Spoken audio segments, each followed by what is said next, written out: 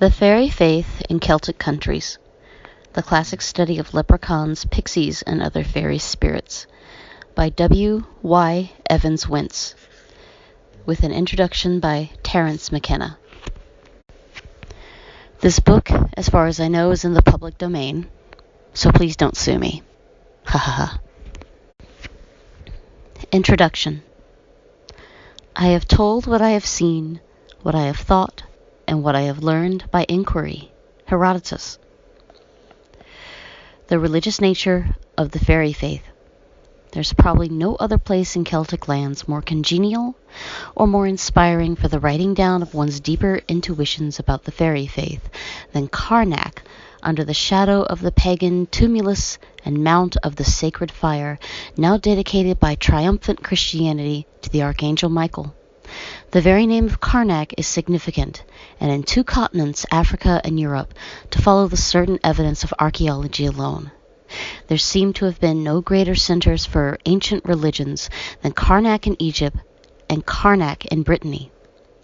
On the banks of the Nile, the children of Isis and Osiris erected temples as perfect as human art can make them. On shores of the Morbihan, I can't pronounce some words, but I'll do my best. The mighty men who were, as it seems, the teachers of our own Celtic forefathers erected temples of unhewn stone. The wonderful temples in the Yucatan, temple caves of prehistoric India, Stonehenge in England, the Parthenon, the Acropolis, St. Peter's at Rome, Westminster Abbey or Notre Dame, and the pyramids and temples of Egypt, equally with the alignments of Karnak, each in their own way, record more or less perfectly man's attempts to express materially what he feels spiritually. Perfected art can beautify and make more attractive to the eye and mind, but it cannot enhance in any degree the innate spiritual ideals which men in all ages have held. And thus it is that we read, amid the rough stone menhirs and dolmens in Brittany, as amid the polished granite monoliths and magnificent temples in Egypt, the same silent message from the past to the present, and from the dead to the living.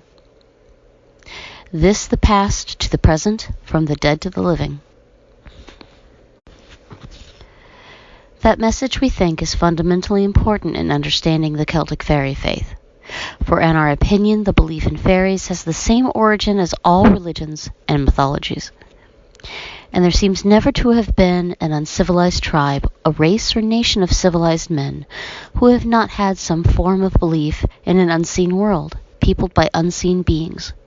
In religions, mythologies, and the fairy faith, too, we behold the attempts which have been made by different peoples in different ages to explain in terms of human experience this unseen world, its inhabitants, its laws, and man's relation to it. The ancients called its inhabitants gods, genii, daemons, and shades. Christianity knows them as angels, saints, demons, and souls of the dead. To uncivilized tribes, so to speak, they are gods, demons, and spirits of ancestors, and the Celts think of them as gods and as fairies of many kinds. The interpretation of the fairy faith. By the Celtic fairy faith, we mean that specialized form of belief in a spiritual realm inhabited by spiritual beings, which has existed from prehistoric times until now in Ireland, Scotland, Isle of Man, Wales, Cornwall, Brittany, and other parts of the ancient empire of the Celts. In studying this belief, we are concerned directly with living Celtic folk traditions, and with past Celtic folk traditions as recorded in literature.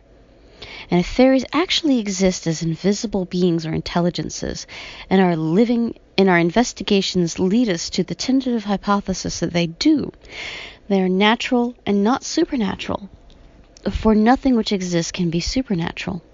And therefore it is our duty to examine the Celtic fairy races just as we examine any fact in the visible realm wherein we now live, whether it be a fact of chemistry, of physics, or of biology. However, as we proceed to make such an examination, we shall have to remember constantly that there is a new set of ideas to work with, entirely different from what we find in natural sciences, and often no adequate vocabulary based on common human experiences. An American who has traveled in Asia and an Englishman who has traveled in Australia may meet in Paris and exchange traveling experiences with mutual understanding, because both of them have experienced travel, and they will have an adequate vocabulary to describe each experience because most men have also experienced travel. But a saint who has known the spiritual condition called ecstasy cannot explain ecstasy to a man who has never known it, and if he should try to do so, would discover at once that no modern language is suitable for the purpose. His experience is rare and not universal, and men have developed no complete vocabulary to describe experiences not common to the majority of mankind, and this is especially true of psychical experiences. It is the same in dealing with fairies, as these are hypothetically conceived, and for only a few men and women can assert that they have seen fairies, and hence there is no adequate vocabulary to describe fairies. Among the ancients who dealt so largely with psychical sciences, there seemed to have been a common language which could have been used to explain the invisible world and its inhabitants. But we of this age have not yet developed such a language. Consequently, men who deny human immortality, as well as men with religious faith who have not, through personal psychical experiences, transformed that faith into a fact, nowadays when they happen to read what Plato, Iamblichus, or any of the Neoplatonists have written, or even what moderns have written in attempting to explain psychic facts, call it mysticism. And to the great majority of Europeans and Americans, mysticism is a most convenient noun applicable to anything which may seem reasonable yet wholly untranslatable in terms of their own individual experience.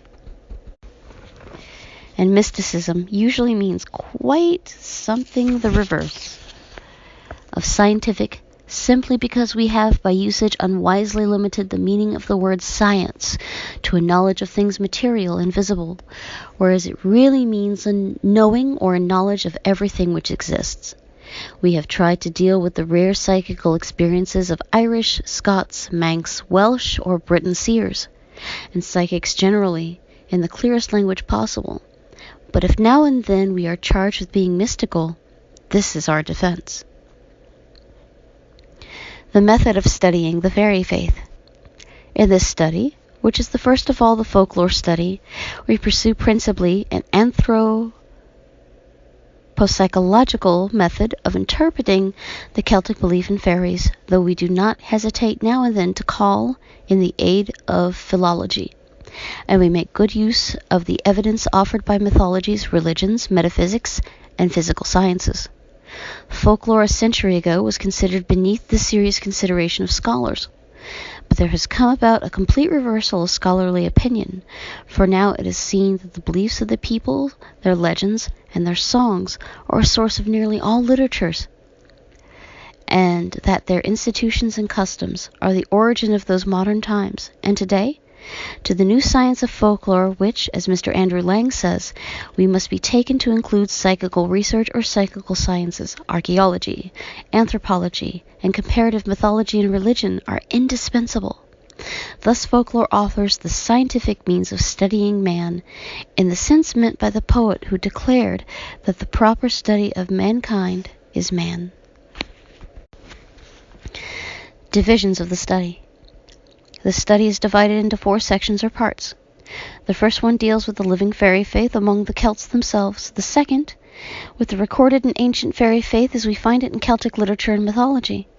The third, with the fairy faith in its religious aspects. And in the 4th section, an attempt has been made to suggest how the theories of our newest science, psychical research, explain the belief in fairies.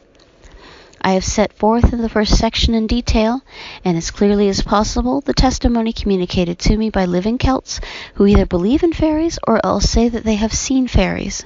And throughout other sections, I have preferred to draw as much as possible of the material from men and women rather than from books. Books too often are written out of other books, and too seldom from the life of man.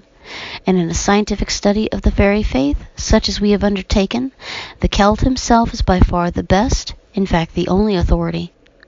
For us it is much less important to know what scholars think of fairies than to know what the Celtic people think of fairies. This is especially true in considering the fairy faith as it exists now. The collecting of material. In June 1908, after a year's preparatory work in things Celtic under the direction of the Oxford professor of Celtic, Sir John Rhys, I began to travel in Wales, Ireland, Scotland, and Brittany to collect material there at the first hand of the people who have shaped and who still keep alive the fairy faith. And during the year 1909 or to 1910, fresh folklore expeditions were made into Brittany, Ireland, and Wales, and then finally, the study of the fairy faith was made pan-Celtic by similar expeditions throughout the Isle of Man and into Cornwall. Many of the most remote parts of these lands were visited, and often there was no other plan to adopt, or any method better or more natural than to walk day after day from one straw-thatched cottage to another, living on the simple, wholesome food of the peasants. Sometimes there was the picturesque mountain road to climb. Sometimes the route lay through marshy peatlands or across the rolling grass-covered country.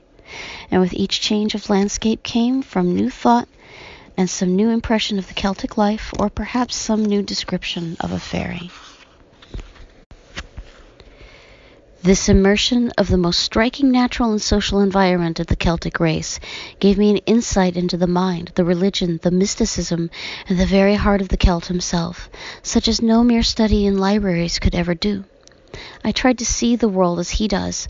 I participated in his innermost thoughts about the great problem of life and death, with which he of all peoples is most deeply concerned, and thus he revealed to me the source of his highest ideals and inspirations.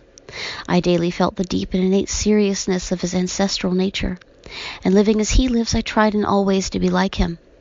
I was particularly qualified for such an undertaking, partly Celtic myself by blood and perhaps largely so by temperament. I found it easy to sympathize with the Celt and with his environments. Further, being by birth an American, I was in many places privileged to enter where an Englishman or a non-Celt of Europe would not be, and my education under the free ideals of the New World democracy always made it possible for me to view economic, political, religious, and racial questions in Celtic lands apart from the European point of view, and without the European prejudices which are so numerous and so greatly to be regretted. But without any doubt, during my sojourn, extending over 3 years among the Celts, these various environments shaped my thoughts about fairies and fairyland, as they ought to have done in truth, if ever to be reached by research. These experiences of mine lead me to believe that the natural aspects of Celtic countries, much more than those of most non-Celtic countries, impress man and awaken in him some unfamiliar part of himself. Some call it the subconscious self, the subliminal self, the ego, or what you will, which gives him an unusual power to know and to feel invisible or psychical influences. What is there, for example, in London or Paris or Berlin or New York to awaken the intuitive power of man, that subconsciousness deep hidden in him, equal to the solitude of those magical environments of nature which the Celts enjoy and love? In my travels, when the weather was too wild to venture not by day, or when the more favorable hours of the night had arrived, with fires and candles lit, or even during a roadside chat amid the day's journey, there was gathered together little by little from one country and another the mass of testimony which Chapter 2 contains. And with all this my opinions began to take shape. For when I set out from Oxford in June, I had no certain or clear ideas as to what fairies are, nor why there should be belief in them. In less than a year afterwards, I found myself committed to the psychological theory, which I am herein setting forth. Theories of the fairy faith. We make continual reference throughout our study to the psychological theory of the nature and origin of the Celtic fairy faith, and it is one of our purposes to demonstrate that this is the root theory which includes or absorbs the four theories, already advanced to account for the belief in fairies. To guide the reader in his own conclusions, we shall here briefly outline these four theories. The first of them may be called the naturalistic theory, which is that in the ancient and modern times man's belief in gods, spirits, and fairies has been the direct result of his attempts to explain or to rationalize natural phenomena. Of this theory, we accept as true that the belief in fairies, often anthropomorphically, reflects the natural environment as well as the social condition of the people who hold the belief. For example, amid the beautiful low-lying green hills and gentle dells of Connemara, Ireland, the good people are just as beautiful, just as gentle, and just as happy as their environment. While amid the dark rising mountains and in the mysterious cloud-shadowed lakes of the Scotch Highlands, there are fiercer kinds of fairies and terrible water kelpies, and in the western Hebrides, there is the much-dreaded spirit host moving through the air at night. The naturalistic theory shows accurately enough that natural phenomena and environment have given direction in the anthropomorphizing of gods, spirits, or fairies, but after explaining this external aspect of the fairy faith, it cannot logically go any further. Or if illogically it does attempt to explain the belief in gods, spirits, or fairies as due entirely to material causes, it becomes, in our opinion, like the new psychology of 50 years ago, obsolete. For now, the new psychology or psychical research that has been forced to admit, if only as a working hypothesis, the possibility of invisible intelligences or entities able to influence man and nature. We seem even to be approaching a scientific proof of the doctrines of which ancient philosophical scientists as Pythagoras or Plato, that all external nature, animated throughout and controlled in this phenomena by daemons acting by the will of the gods, is to men nothing more than the visible effects of an unseen world of causes. In the internal aspects of the fairy faith, the fundamental fact seems clearly to be that there must have been, in the minds of prehistoric men, as there is now in the minds of modern men, a germ idea of a fairy for environment to act upon and shape. Without an object to act upon, environment can accomplish nothing. This is evident. The naturalistic theory examines only the environment and its effects and forgets altogether the germ idea of a fairy to be acted upon. But the psychological theory remembers and attempts to explain the germ idea of a fairy and the effect of nature upon it. The second theory may be called the pygmy theory, which Dr. David McRitchie, who is definitely committed to it, has so clearly set forth in his well-known work entitled The Testimony of Tradition. This theory is that the whole fairy belief has grown up out of the folk memory of an actual pygmy race. This race is supposed to have been very early, prehistoric, probably Mongolian race, which inhabited the British Isles and many parts of continental Europe. When the Celtic nations appeared, these pygmies were driven into the mountain fastness and into the most inaccessible places, where a few of them may have survived until comparatively historical times. Over against the champions of the pygmy theory may be set two of its opponents, Dr. Bertram C. A. Wendell and Mr. Andrew Lang. Dr. Wendell, in his introduction to Tyson's philological essay concerning the pygmies of the ancients, make these 6 most destructive criticisms or points against the theory. 1. So far as our present knowledge teaches us, there never really was a really pygmy race inhabiting the northern parts of Scotland. 2. The mounds with which the tales of the little people are associated have not, in many cases, been habitations, but were natural or sepulchral in their nature. 3. Little people are not by any means associated entirely with mounds. 4. The association of giants and dwarves in tradition confuses the theory. 5. There are fairies where no pygmies ever were, as, for example, in North America. 6. Even Eskimos and Lapps have fairy beliefs and could not have been the original fairies of more modern fairy folklore. Altogether, as we think our study will show, the evidence of the fairy faith itself gives only a slender and superficial support to the pygmy theory. We maintain that the theory, so far as it is provable, and this is evidently not very far, is only one strand, contributed by ethnology and social psychology, and the complex fabric of the fairy faith, and is, as such, woven round a psychical central pattern. The fundamental pattern of the fairy faith. Therefore, from our point of view, the pygmy theory is altogether inadequate because it overlooks or misinterprets the most essential and prominent elements, not elephants, in the belief which the Celtic peoples hold concerning fairies and fairyland. The Druid theory to account for fairies is less widespread. It is that the folk memory of the Druids and their magical practices is alone responsible for the fairy faith.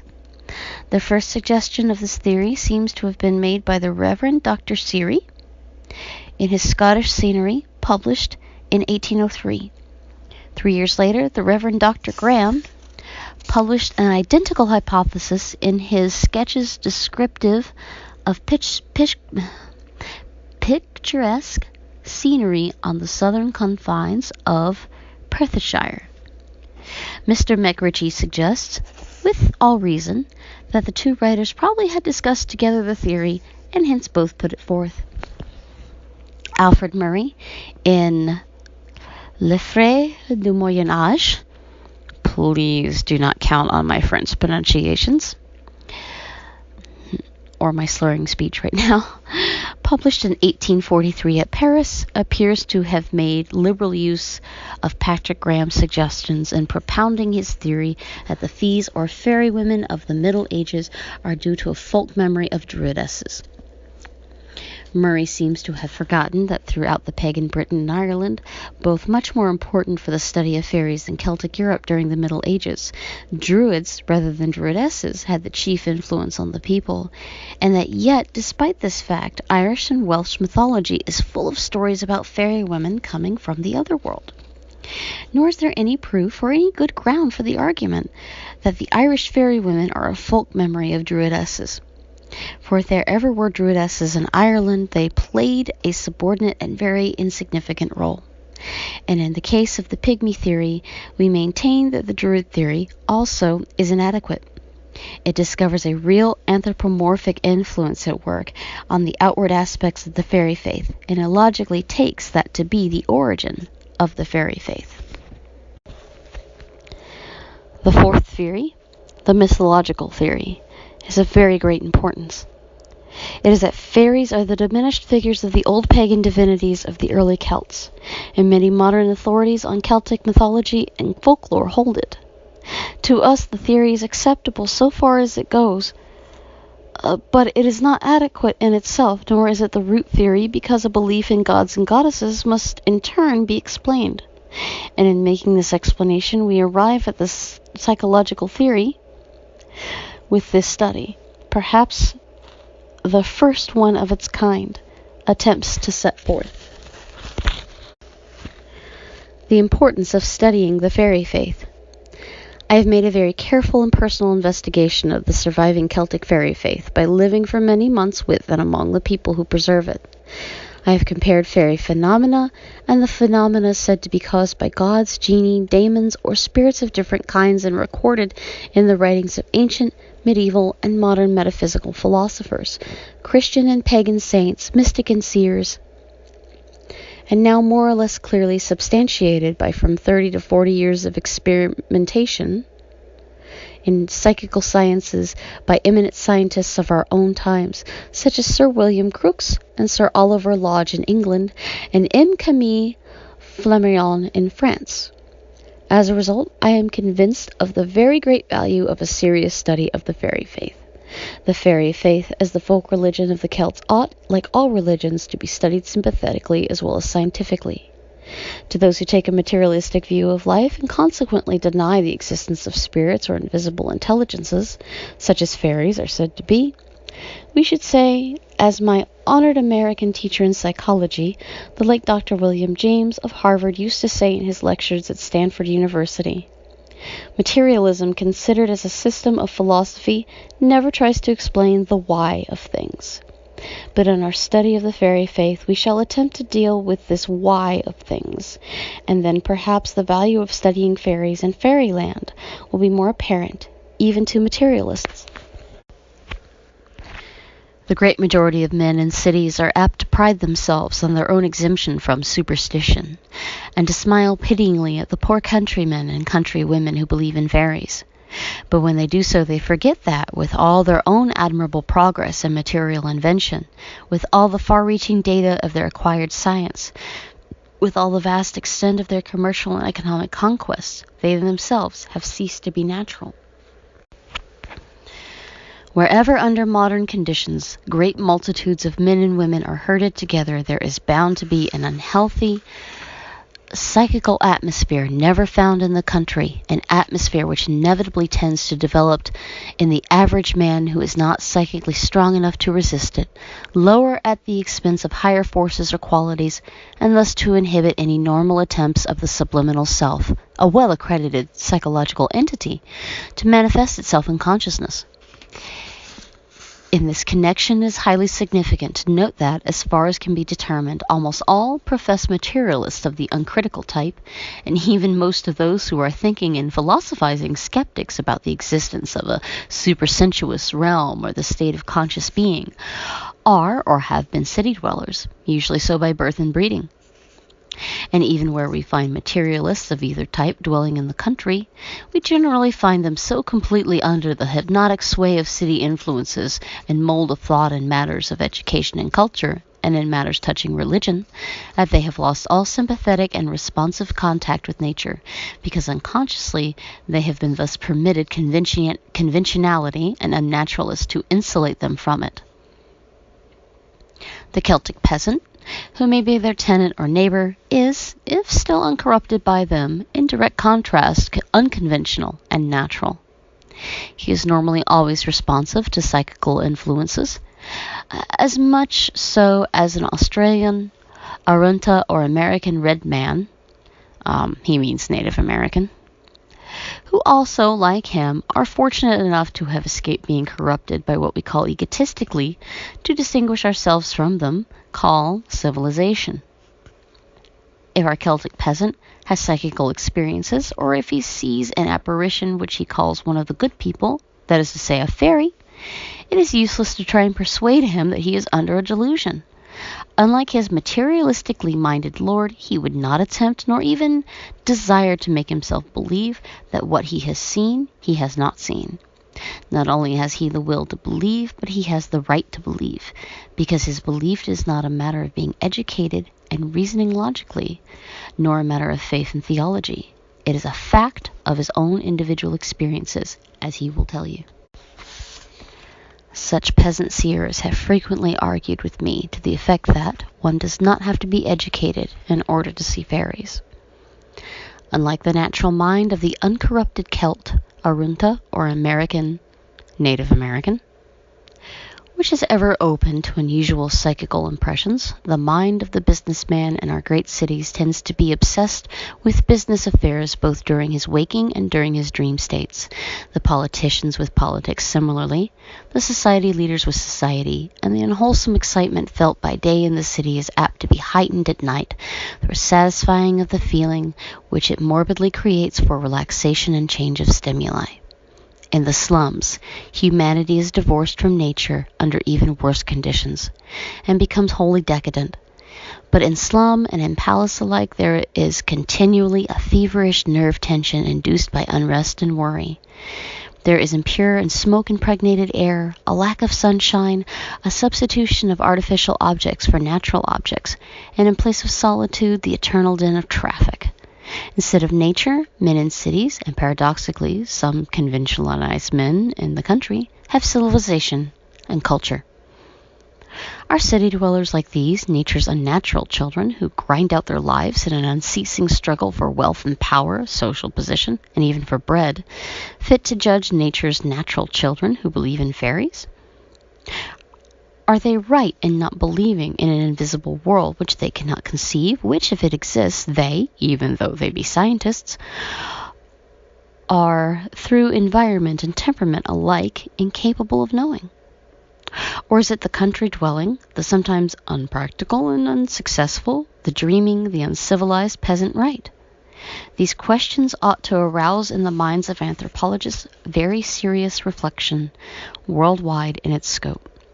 At all events, and equally for the unbeliever and for the believer, the study of the fairy faith is of vast importance historically, philosophically, religiously, and scientifically. In it lie the germs of much of our European religions and philosophies, customs, and institutions. And it is one of the chief keys to unlock the mysteries of Celtic mythology. We believe that a greater age is coming soon, when all the ancient mythologies will be carefully studied and interpreted, and when the mythology of the Celts will be held in very high esteem. But already an age has come when the things purely Celtic have begun to be studied, and the close observer can see the awakening genius of the modern Celt manifesting itself in the realm of scholarship, of literature, and even of art. Throughout continental Europe, especially France and Germany, throughout Great Britain and Ireland, and through the new Celtic world of America, as far west as San Francisco on the great calm ocean of the future facing Japan and China.